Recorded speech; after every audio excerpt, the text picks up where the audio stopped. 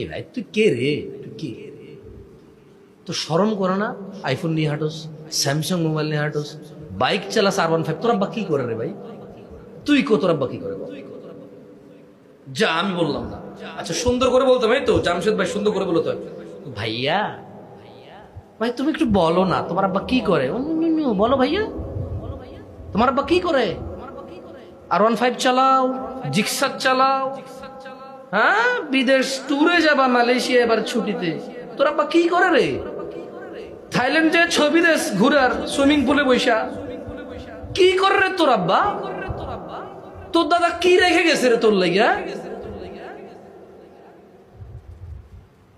বেটা দুর্নীতিবাজ হলে হইছস, বেটা ঘুষখোর হলে হয়েছিস, তাহলে নির্লজ্জতা এখানে পৌঁছেছে। আবার হুজুর রম মার হাবা ও ব্যক্তি 3 লাখ টাকা দিছে, ও ফকিন্নির বলা আস্তাগফিরুল্লাহ, এভাবে বলা উচিত না। ও তো অসুখ হলে চিকিৎসা করতে পারবে না, 3 লাখ টাকা দিতে আসছে মসজিদে, আবার মার হাবা বলা। আমি কোনোদিন বলছি মার হাবা? দেখছেন আমার মুখে? কেন মার হাবা বলবো? ও কি করে যে 3 লাখ টাকা দিছে এখানে এসে? এত বড় চোর ঘুষ করে মার হাবা বলবো, আবার মসজিদের সভাপতি বানাবো? এলাকার মানুষ এত নিকৃষ্ট কিভাবে হয়? 2-4টা মানুষও কি ভালো হয় না? একটা দেশের এতগুলো মানুষ কিভাবে এত আবর্জনা হয়?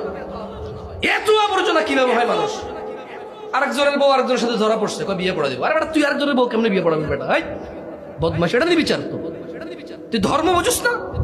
তোর বাসায় কোরআন নাই? আরেক বেটা বিদেশ আছে, ওই বেটার বউ ধরা পড়ছে একজন লোকে, বিয়ে পড়া দে মাথা কামাই দে। এটা নিয়ে বিচার তো?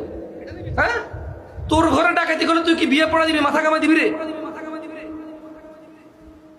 আরেকজনের বউ বিয়ে দিয়ে দে। কত বর্বর সমাজ!